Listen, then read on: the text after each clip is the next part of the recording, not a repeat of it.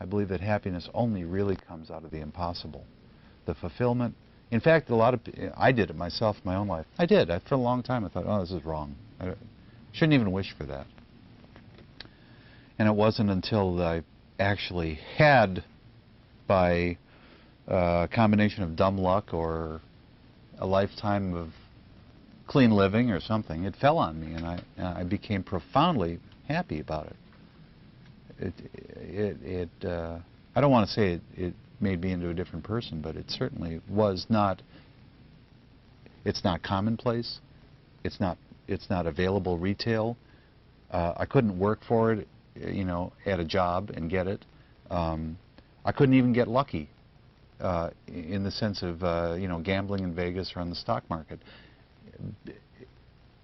It was something that I wanted, that I very, very much wanted. I thought it was immoral to want such a thing. And then now it's mine. It stunned me. Is that a sense of accomplishment? No. That creates that happiness? Well, yes, I suppose, but not in the sense. I've accomplished a lot of things.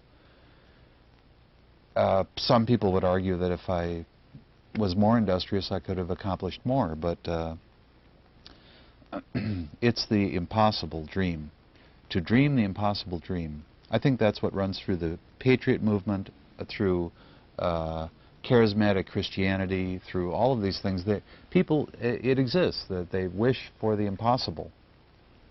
They wish for holiness or happiness or serenity or whatnot, and they find that it's just not happening. It just doesn't happen. In my case, I wished for a sense of exaltation that's hard to talk about. It's a personal subject, so I don't want to go into it in too great detail. But then it came to me. It came to me in life. It was forbidden, specifically forbidden. I was married. I had responsibilities. I had a public duty that I had undertaken. I thought personally that wanting such a thing was immoral, and it came to me. So I was in shock for like months.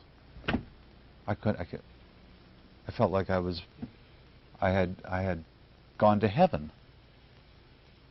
That's a fact.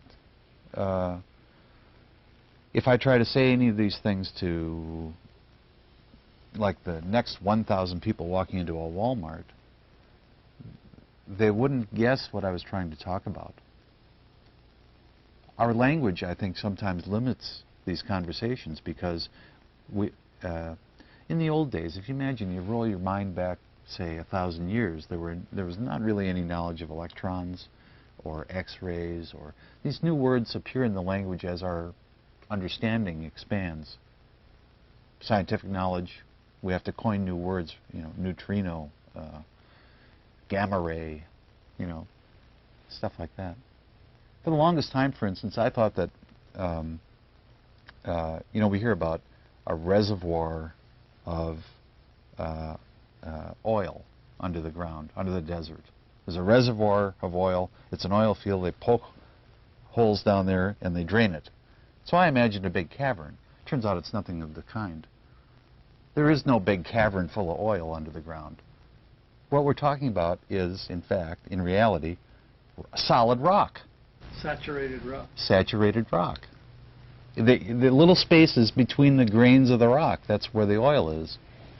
Who knows? Who would know? I don't know. I thought there were big puddles. Big pool, huh? Yeah, no, well, and they say pool, but no, it's solid rock. Our language limits our understanding of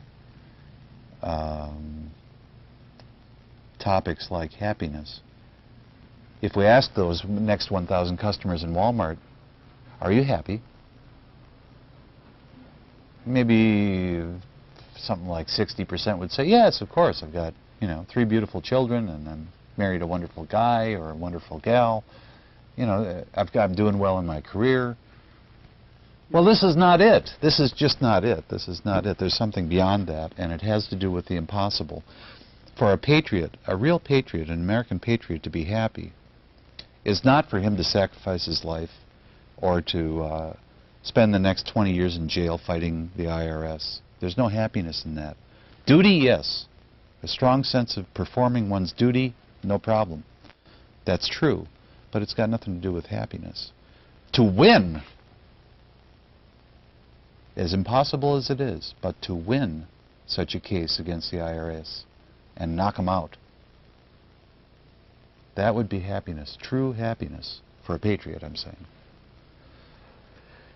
To sing the praises of God in a congregation with all the enthusiasm in the world is not happiness. To meet God face to face, that would be happiness for a Christian. If you see what I mean, it's the impossible.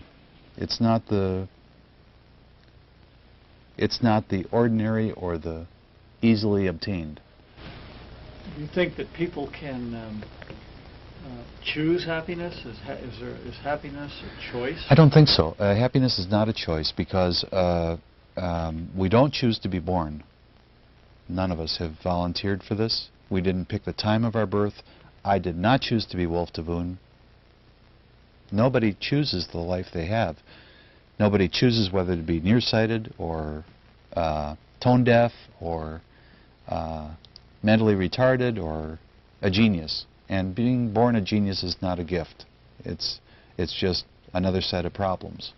So no, there's not much choice, I don't think. Because it's so individual. Happiness is individual because we are so vastly different as individuals. Do you think that do you see that there's any individual responsibility for a person's happiness? Does a person have, does a level of responsibility have to do with whether they can be happy? Yes, because to preserve the potential for this impossible fulfillment, I believe two things that are in our power to control. One is to accept the reality that I'm me. I'll just speak about me personally. I had to accept the idea that I was me, not mistake myself wrongly for someone else. We do this as children. We have heroes, role models, ideals. For a time as a kid, I thought I was